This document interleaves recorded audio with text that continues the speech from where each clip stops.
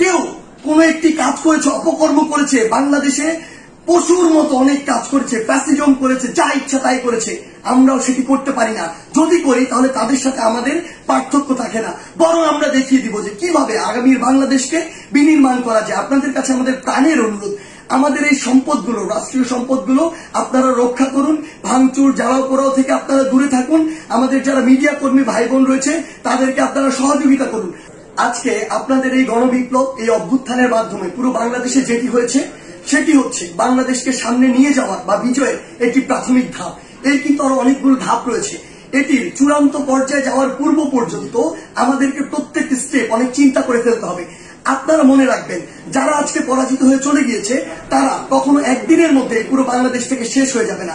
তাদের বিষ দাঁত দিয়ে তারা সর্বশেষ আরেকটি আমাদের যে ছবল সেটি দেওয়ার চেষ্টা করবে, কিন্তু আমরা সেটি আসলে হতে দিব না। আপনাদের একটি জিনিস মনে রাখতে হবে যে পুরো বাংলাদেশের যে সংখ্যালঘু ভাই বোনেরা রয়েছে তাদেরকে নিরাপত্তা দেওয়ার আপনাদের দায়িত্ব নিতে হবে। তাদেরকে যেন কেউ স্পর্শ না করতে পারে, এটি দিয়ে কোনো ইস্যু যেন তৈরি না করতে পারে। আরেকটি গুরুত্বপূর্ণ বিষয় আপনাদের মনে রাখতে হবে, সেটি হচ্ছে পুরো বাংলাদেশ, এই যে সম্পদগুলো রয়েছে কিন্তু আমাদের সম্পদ, জনগণের ট্যাক্সের টাকায় গড়া এই সম্পদগুলো, এগুলো যেন আমরা বিনষ্ট না করি, কোথাও যেন জ্বালাও পোড়াও ভাঙচুর এই বিষয়গুলো আমরা না চালাই। কারণ দিন শেষে আবার আমাদের ট্যাক্সের টাকায় এগুলো আবার পুনঃপ্রতিষ্ঠা করতে হবে। বাংলাদেশ অর্থনৈতিকভাবে এখন কিন্তু ভালো অবস্থায় নেই, সেখানে এগুলো আবার গড়ে তুলতে আমাদের অনেক বড় একটি সাফারিং এর মধ্যে দিয়ে যেতে হবে। সেই জায়গায় আপনাদের প্রতি অনুরোধ, আমাদের এই কাজগুলো আমাদেরকে রিপ্রেজেন্ট করে। তাই সর্বোপরি আমাদের ওই চূড়ান্ত বিজয়ের পর্যায়ে যাওয়ার পূর্ব পর্যন্ত প্রত্যেকটি স্টেপ ইমোশন দিয়ে নয়, চিন্তা করে ফেলুন। এই দেখুন, আমরা বারবার একটা কথাই বলছি, এই যে আজকে আমাদের এটিকে আমরা চূড়ান্ত বিজয় বলতে পারি না, এটা হচ্ছে আমাদের প্রাথমিক বিজয়। অর্থাৎ ফেসিজমের যে সরকার প্রতিষ্ঠিত হয়েছিল সেই সিস্টেমটাকে আমরা প্রাথমিকভাবে উচ্ছেদ করেছি।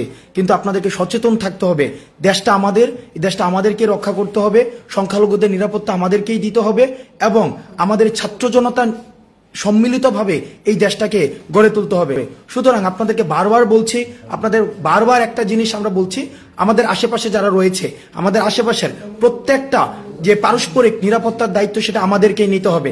আমি আবারও বলছি, সংখ্যালঘু যারা রয়েছে সংখ্যালঘুদের নিরাপত্তার দায়িত্ব আমাদের, এবং আমাদের যে ধর্মীয় উপাসনালয়গুলো রয়েছে এই ধর্মীয় উপাসনালয়গুলোর দায়িত্ব হচ্ছে আমাদের। আমরা প্রত্যেকে যার যার জায়গা থেকে ধর্মীয় উপাসনালয়গুলোর দায়িত্ব আমরা নিব এবং আমরা নিশ্চিত করব যেন কারো সম্পদ লুণ্ঠিত না হয়, কারোর জীবন নাশ না হয় এবং এই দেশের কোনো সম্পদ আমরা নষ্ট করব না। আপনারা যার যার জায়গা থেকে আপনারা এই বিষয়টি নিশ্চিত করবেন। আবারও পুনরাবৃত্তি করছি, এই দেশটাকে আমাদেরকে বিনির্মাণ করতে হবে, এই দেশটাকে আমাদেরকে এগিয়ে নিয়ে যেতে হবে।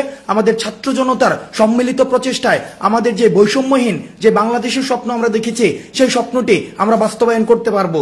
কিন্তু আমরা যে এখন যেটি দেখতে পাচ্ছি যে চারদিকে এক ধরনের যে একটা সহিংস পরিস্থিতি সৃষ্টি হয়েছে, এই সহিংস পরিস্থিতি সৃষ্টি হওয়া এটাকেও প্রতিরোধ আমাদেরকেই করতে হবে। সুতরাং ছাত্র জনতা যারা রয়েছি, আমরা যেভাবে আমাদের ডাকে আপনারা স্বতঃস্ফূর্তভাবে যেভাবে মাঠে নেমে এসেছিলেন, প্রত্যেকে নিরাপত্তা দিতে ঠিক সেভাবেই মাঠে থাকুন এবং নিশ্চিত করবেন আমাদের যেন কারোরই জীবন নাশ না ঘটে, সম্পদ যে নাশ না ঘটে, এবং আমরা নিশ্চিত করব যেন আমাদের কোনো ধরনের আচরণে, আমাদের কোনো ধরনের পদক্ষেপ গ্রহণের মধ্য দিয়ে যে কারো ধরনের জীবন নাশ বা সম্পদ হানি না ঘটে। বিভিন্ন জায়গায় যে সংখ্যালঘুদেরকে হামলার শিকার হতে হয়েছে, সংখ্যালঘু এই বাংলাদেশের নাগরিক, আমাদের ভাই, এখানে প্রত্যেকটা নাগরিকের যে নিরাপত্তার দায়িত্ব এই ছাত্র সমাজে আমরা নিচ্ছি। সুতরাং আপনারা ছাত্র সমাজ এই নিরাপত্তার দায়িত্ব নিশ্চিত করবেন। যারা গত 16 বছর ধরে আমাদের এই দেশটাকে নরক বানিয়ে রেখেছিল তারা কিন্তু আজকেই বিনাশ হয়ে যায়নি। তাদের যে প্রেতাত্মারা বা তাদের যে উত্তরাধিকার সূত্রে যারা আছে তারা কিন্তু এখনো পর্যন্ত দেশে রয়েছে। সুতরাং তারা চাইবে তাদের শেষ রক্তবিন্দু দিয়ে আমাদেরকে প্রতিরোধ করার জন্য। সুতরাং তাদেরকে প্রতিরোধ করা, আমাদের এটাও নিশ্চিত করতে হবে তারা যেন কোনো ধরনের ভ্যান্ডালিজমে অংশগ্রহণ করে আমাদের এই অর্জনকে বিতর্কিত করতে না পারে।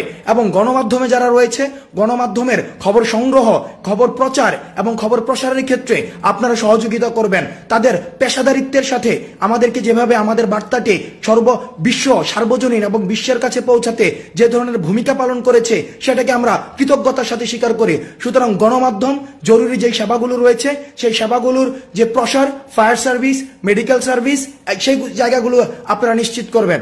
আমাদের পরবর্তী নির্দেশনা না দেওয়া পর্যন্ত আপনারা রাজপথ ছাড়বেন না। মনে রাখতে হবে, স্বাধীনতা অর্জন করা সহজ, কিন্তু সেটা রক্ষা করা কঠিন।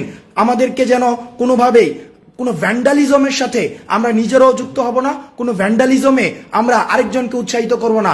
ঢাকা বিশ্ববিদ্যালয়ে যে হলগুলোকে আমরা দেখেছি বিভিন্ন ভাঙচুর করা হচ্ছে, আমরা আপনাদেরকে উদ্দেশ্যে বলতে চাই, বা বিভিন্ন বিশ্ববিদ্যালয়ের হলগুলোতে যারা হচ্ছে ভাঙচুর করছেন, আমরা আপনাদের উদ্দেশ্যে বলতে চাই, এই ভাঙচুর আপনারা করবেন না। এটি আমাদের শিক্ষার্থীদের হল, এটা আমরা শিক্ষার্থীরা যারা মেধার ভিত্তিতে সিট পাবে তারাই উঠবে।